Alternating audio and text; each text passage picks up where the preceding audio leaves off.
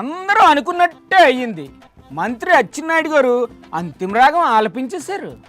ఆడబిడ్డనిది అమలు చేయడానికి డబ్బు లేవని చేతులు ఎత్తేశారు. ఓ పలకరిద్దాం రండి. నమస్తే గురుగారు. సూపర్ 6 పథకాలు ఒకటి అర సగం సగం చేశారు కదా, మిగతా ఎప్పుడు ఇస్తారు సార్? అదే ఎప్పుడు అమలు చేస్తారా అని. ఇప్పటికీ సంవత్సరం పైన అయిపోయింది కదా, ఇంకెప్పుడు చేస్తారండి?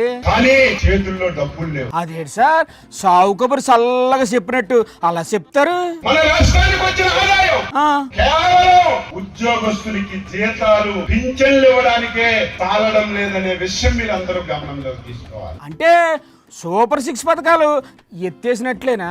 ఈ సంవత్సరంలో ఏవైతే సూపర్ 6 ఇచ్చామో అన్ని చేశాం. ఏంటిది అన్ని చేస్తారా? ఒక్కటే మిగిలిపోతుంది. ఏంటి సార్? ఆడవాళ్ళకి నెలకి 1500. మరి ఎప్పుడు ఇస్తారు సార్ ఆ నెలకు 1500?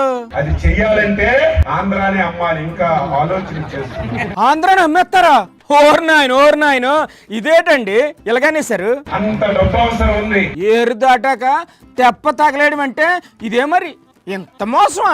ఏమి చేయాలి, ఎలాగా పథకం అమలు చేయాలి ఆలోచన చేసి చంద్రబాబు నాయుడు గారు ముందుకెళ్తున్నారు. అంటే మీరు ఆలోచించకుండానే హామీలు ఇచ్చేసారా? పడుకున్నోడికి లేపగలం, పడుకున్నట్టుగా నటించినోడికి లేపగలం. నిజమేలేండి, హామీలు ఇచ్చే వాళ్ళు నమ్మగలం గాని హామీలు ఇచ్చి తూచ్ అనే వాళ్ళు నమ్మగలమా? చంద్రబాబు నాయుడు హామీ ఇచ్చాడంటే తల తీసుకుంటాడు గాని. సర్లేండి, చంద్రబాబు గారు హామీల గురించి మీరే చెప్పాలి, మేము వినాలి.